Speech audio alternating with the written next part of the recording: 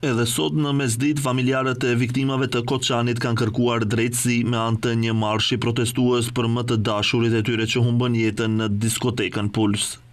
Ky është marshimi i tretë protestues i familjeve të viktimave pas marshit të fundit të mbajtur më 12 prill. Marshuesit u nisën nga parku i qytetit në Koçan dhe vazhduan drejt komunës. Prindërit para mediave shprehen revoltën e tyre nga trajtimi i rastit nga institucionet pasi sipas tyre gjithçka po kalon me neglizhencë sepse fajtorët e vërtet janë ende të lirë.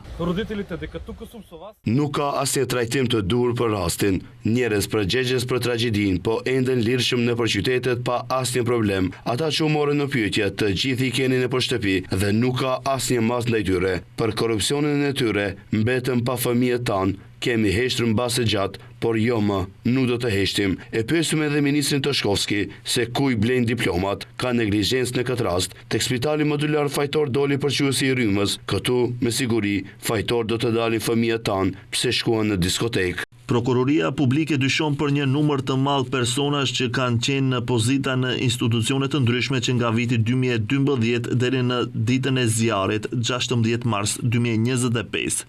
Kjo ka rezultuar me 59 persona fizik të dyshuar dhe 3 kompani.